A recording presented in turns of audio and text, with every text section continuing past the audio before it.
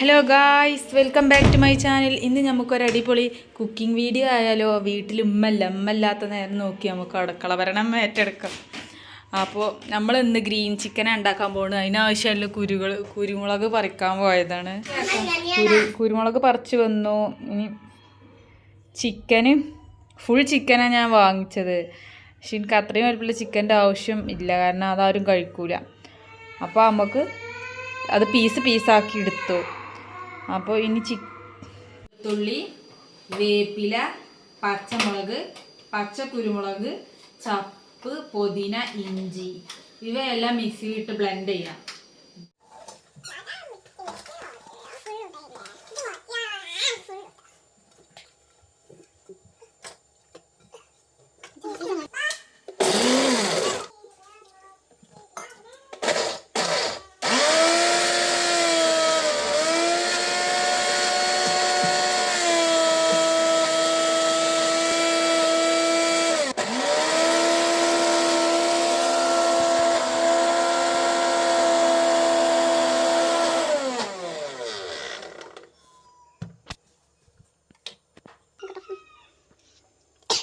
വൃത്തിയാക്കിയ ചിക്കന് നമുക്കിനി മസാല തേക്കാൻ മറ്റൊരു ബൗളിലോട്ട് മാറ്റാം. ചിക്കന് ഞാൻ വെട്ടി ചെറുതാക്കിയതാട്ടോ, അപ്പോൾ അതിൻ്റേതായ പോരായ്മകൾ ഉണ്ടാവും. അപ്പോൾ ഇനി മസാല തേക്കാൻ അതിലേക്ക് മഞ്ഞൾപ്പൊടി, ആദ്യം നമ്മൾ മഞ്ഞൾപ്പൊടിയും ഉപ്പും ചേർത്ത് നന്നായി മിക്സ് ചെയ്തു.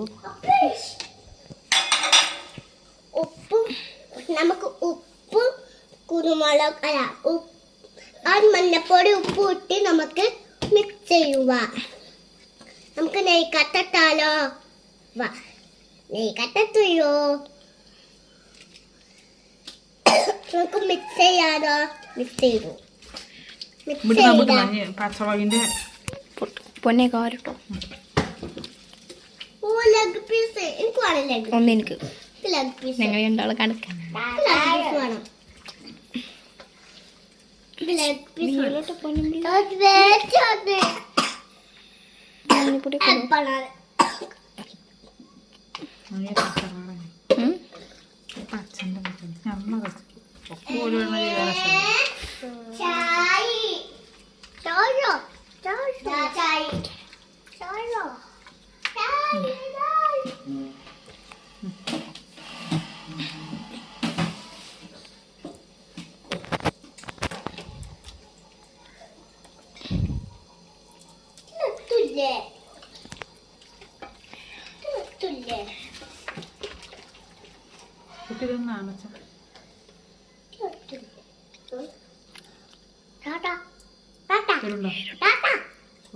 ഇതനുസരിച്ച് ചേർത്താൽ മതി.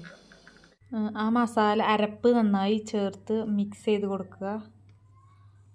പിന്നെ നേരത്തെ ഞാൻ വോയിസ് ഇടാഞ്ഞത്, പോത്തന്മാരുടെ അടിപൊളി വോയിസിലോള് മസാല കൂട്ടുന്ന വിധം പറഞ്ഞു തരുന്നുണ്ട്. അപ്പോൾ പിന്നെ നിൻ്റെ വോയിസിൻ്റെ ആവശ്യമില്ലല്ലോ, അതുകൊണ്ടാണ് ഞാനവിടെ വോയിസ് മൈനസ് ചെയ്യാൻ. നല്ല ക്യൂട്ട് സൗണ്ടായി തോന്നി. അപ്പോൾ നിങ്ങൾ തൈര് മിക്സ് ചെയ്തിട്ട് അരക്കുന്നുണ്ടോ? ഞാൻ വെള്ളം ചേർത്താണ് അരപ്പ് ഉണ്ടാക്കിയത്. പിന്നെ ക്രിസ്പിനെസ്സിന് വേണ്ടി അതിക്ക് ഞാൻ 2 ടീസ്പൂണ് അരിപ്പൊടി ചേർത്തിട്ടുണ്ട്. അത് നന്നായി മിക്സ് ചെയ്ത് കൊടുക്കുക. പിന്നെ അത് റെസ്റ്റ് ചെയ്യാൻ വെക്കുക ഫ്രിഡ്ജിൽ 1 മണിക്കൂർ 2 മണിക്കൂറോളം. എത്രത്തോളം വെക്കണോ അത്രത്തോളം ടേസ്റ്റ് കൂടുള്ളൂ മസാലയൊക്കെ ഇറങ്ങിയിട്ട്. മസാല കൂട്ടിയ ചിക്കന് നമുക്കിനി റെസ്റ്റ് ചെയ്യാൻ വെക്കാം.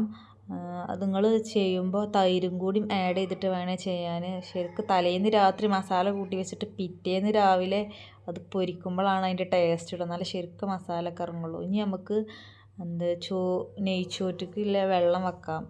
വെള്ളം വെച്ച് കഴിഞ്ഞിട്ടാണ് എനിക്ക് ആദ്യം നെയ്യിലിട്ട് ഉള്ളി വാട്ടണം എന്ന് ഓർമ്മ വന്നത്. അപ്പോൾ വെള്ളം ഞാൻ അപ്പുറത്തെ സ്റ്റൗക്ക് മാറ്റി വെച്ചിട്ട് ഞാൻ നോൺ സ്റ്റിക്ക് പാൻ എടുത്തിട്ട് അതിലേക്ക് നെയ്യ് ഒഴിച്ചു കൊടുത്തു. നെയ്യും വെളിച്ചെണ്ണയും കൂടി ഒഴിച്ചു കൊടുത്തിട്ട് ഉള്ളി നല്ലോണം വാട്ടിക്കൊടുത്ത്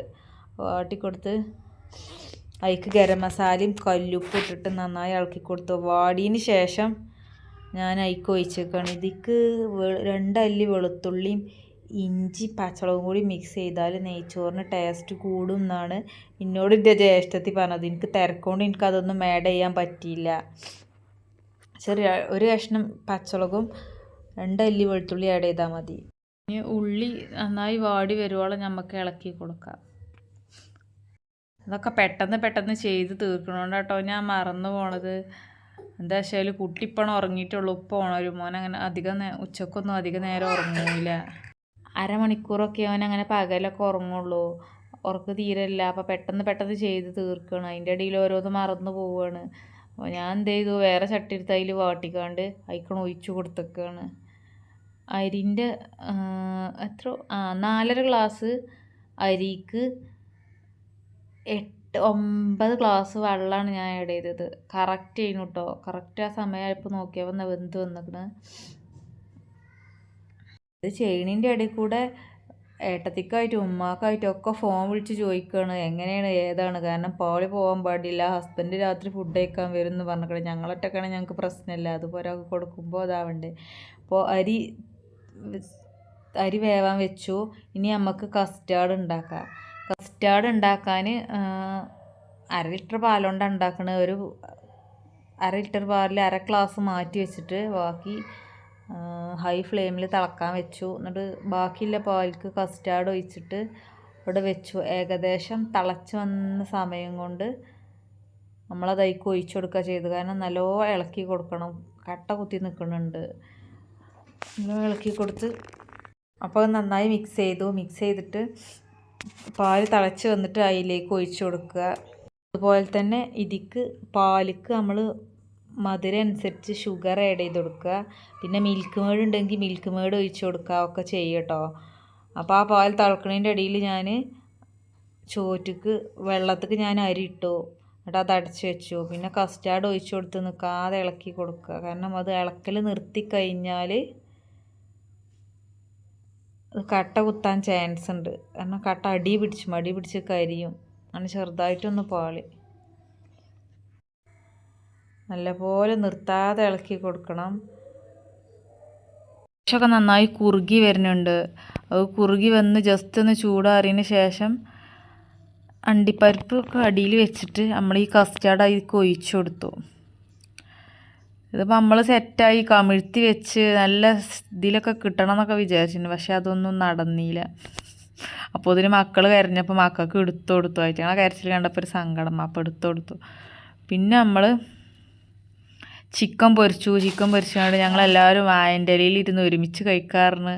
വാഴൻ്റെ ഇലയൊക്കെ വെട്ടിക്കൊണ്ടുവന്നു, കഴുകി വൃത്തിയാക്കി. ഇനി അത്ര വലിപ്പത്തിൻ്റെ ആവശ്യമില്ല, അപ്പോൾ പകുതി ഒന്ന് കട്ട് ചെയ്ത് കൊടുത്തു. പിന്നെ ചോറ് കൊണ്ടുവന്ന് അതിക്കകത്ത് കുറച്ച് തട്ടിക്കൊടുത്തു. കാരണം ഇത് കുറച്ച് അധികം ഉണ്ടാക്കണ്ടേ, രാത്രിക്കൊക്കെ കൂടി ഉണ്ടാക്കിയതാണ്. അപ്പോൾ ചോറൊക്കെ തട്ടി. ചോറിൽ ഉപ്പ് കുറവാണ്, അല്ലാത്ത പ്രശ്നമൊന്നുമില്ല. മസാലയും കാര്യങ്ങളൊക്കെ ഉഷാറാണ്, പക്ഷെ ഉപ്പ് കുറച്ച് കുറഞ്ഞു പോയി.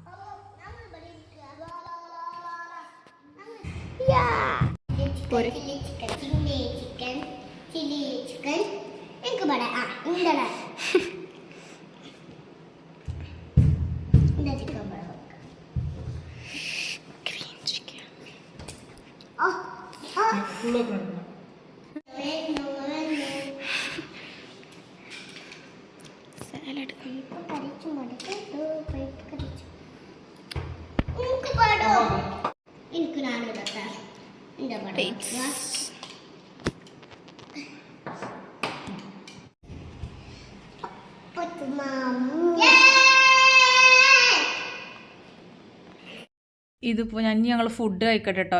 ഇത് ജസ്റ്റ് ടേസ്റ്റ് ചെയ്ത് നിങ്ങളോട് ഒഴിവാക്കിയിട്ട് പിന്നെ ആസ്വദിച്ച് കഴിക്കാമെന്ന് വിചാരിച്ചിട്ട്. ഇതുപോലുള്ള വീഡിയോസ് നിങ്ങൾക്ക് ഇഷ്ടമാണെങ്കിൽ ചാനൽ സബ്സ്ക്രൈബ് ചെയ്യാനും ലൈക്ക് ചെയ്യാനും ഷെയർ ചെയ്യാനും മറക്കല്ലേ. കണ്ടോ, ഫുഡൊക്കെ കഴിച്ച് പ്ലേറ്റ് കാലിയാക്കി. Tata bye, see you. അടുത്ത വീഡിയോ ആയിട്ട് വീണ്ടും കാണാം.